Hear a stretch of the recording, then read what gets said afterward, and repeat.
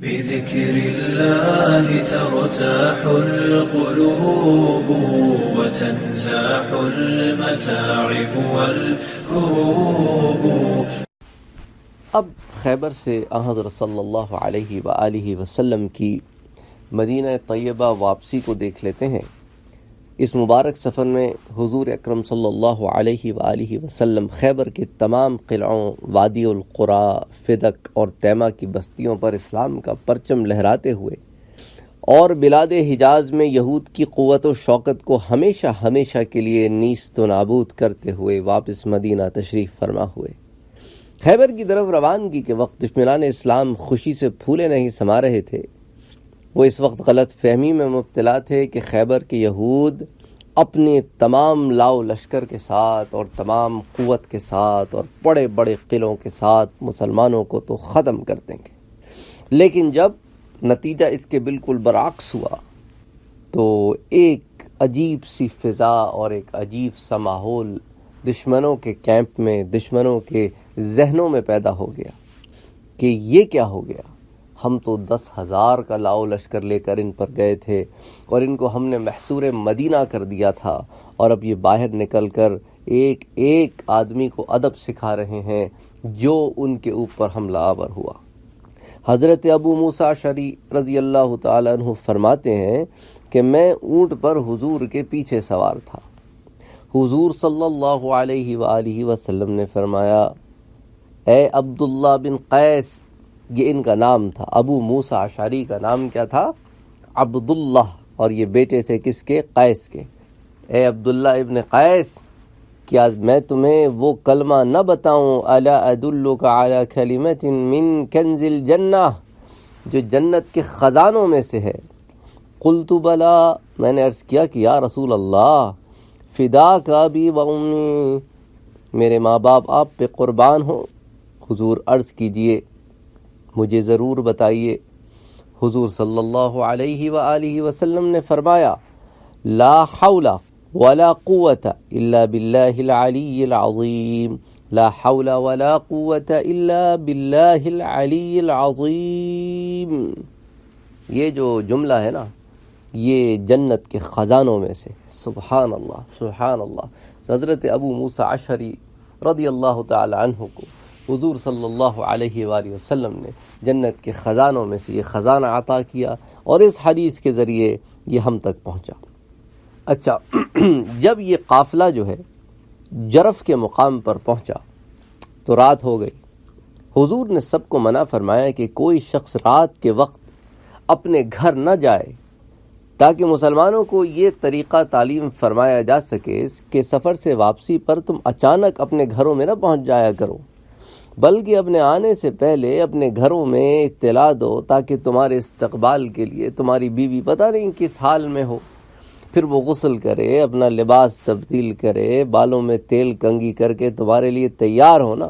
جب تم جاؤ اتنے عرصے کے بعد تم میاں بیوی ملو، اب تم اس کو دیکھو ایسے حال میں دیکھو کہ پھر تمہارا جی خراب ہو، تو تم اس کو ایسے حال میں دیکھو کہ وہ حسن میں ہو، اور وہ ایسے حال میں ہو کہ تم میاں بیوی آپس میں پھر محبت و مودت سے ملو. تو اسی لیے حضور صلی اللہ علیہ وآلہ وسلم نے ان سے کہا کہ کوئی اپنے گھر نہ جائے. ایسا نہ ہو کہ وہ تمہاری غیر حاضری میں اپنے لباس وغیرہ کے معاملے میں بے پرواہ ہو گئی ہو، اور تم رات کو اچانک جا دھمکو اور تم اسے اس حالت میں دیکھ کر کراہیت محسوس کرنے لگو. تو بہرحال رات وہاں بسر ہوئی. حضور جب مدینے کے قریب پہنچے تو سامنے کوہ احد نظر آیا. حضور نے اسے دیکھ کر فرمایا، ھذا جبل یحبنا ونحبہ، یہ پہاڑ ہے، یہ ہم سے محبت کرتا ہے اور ہم اس سے محبت کرتے ہیں. اللہم انی احرم بین لابتی المدینہ، اے اللہ میں مدینے کے دونوں کناروں کے درمیان سارے کے سارا علاقے کو حرم قرار دیتا ہوں. تو یہ جو حدیث ہے نا، یہ جو حدیث ہے کہ دونوں پہاڑوں کے درمیان یہ جو مدینے کو حضور نے حرمت کا جو درجہ بخشا ہے، وہ مدینہ واپسی کب؟ خیبر کے بعد. تو یہ حضور صلی اللہ علیہ وآلہ وسلم کی مدینہ واپسی کا بیان ہے۔ اچھا، آپ صلی اللہ علیہ وآلہ وسلم مدینہ تو واپس آ گئے، لیکن اہل مکہ جو ہے ان کے مظالم سے تنگ آ کر مہاجرین جو ہے وہ ترک وطن کر کے مدینہ پہنچے تھے اور بہت برے حال میں تھے۔ انصار نے ان کو اپنے کھیتوں، باغوں اور مکانات میں سے آدھا آدھا تقسیم کیا تھا، ہم یہ سب پڑھ چکے ہیں۔ اچھا، حضور صلی اللہ علیہ وآلہ وسلم جب مدینہ طیبہ مراجعت فرما ہوئے تو مہاجرین نے وہ زرعی اور سکنی املاک انصار کو واپس کر دیں۔ یعنی جب حضور صلی اللہ علیہ وآلہ وسلم خیبر سے مدینہ واپس آئے تو کیا کیا؟ مہاجرین نے وہ زرعی زمینیں اور وہ مکانات و املاک انصار کو واپس کر دیں، کیونکہ خیبر، وادی القرا اور تیمہ سے جو اموال غنیمت ہاتھ آئے تھے ان کو جب مجاہدین میں تقسیم کیا گیا تو مہاجرین کی جو معاشی خستہ حالی تھی وہ خوشحالی سے بدل گئی۔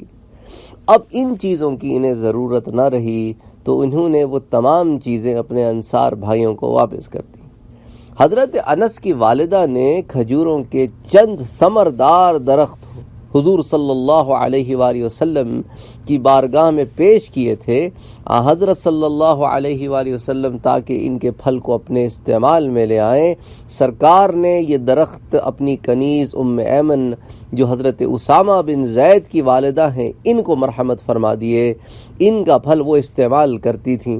خیبر سے واپسی کے بعد حضور نے وہ درخت انس کی والدہ کو واپس فرما دیے، انہوں نے یہ درخت اپنے بیٹے انس کو دے دیے۔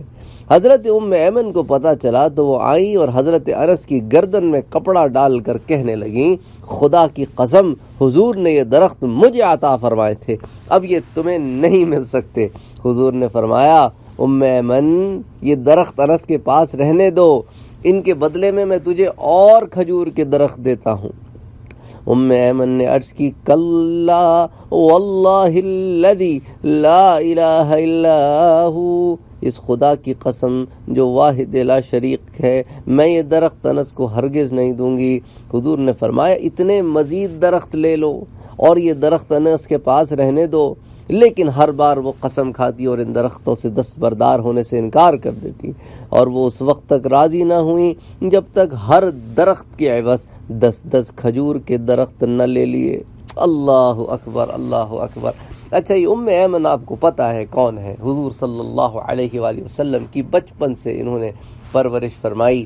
جب بی بی آمنہ کا انتقال ہو گیا تو ام ایمن ہی کی نگہداشت میں حضور صلی اللہ علیہ وسلم تھے، تو ان کا حضور سے رشتہ جو ہے وہ اسی طرح کا تھا کہ جس نے کسی کی پرورش کی ہو تو اس سے رشتہ کیسا ہوتا ہے۔ اور پھر ان کا یہ لاڈ ہے، انہوں نے پھر ساتھ نبوت سے قرابت اور رشتہ یہ تو انہوں نے کہا کہ وہ جو حضور نے مجھے عطا کیا میں تو واپس نہیں کرتی تجھے۔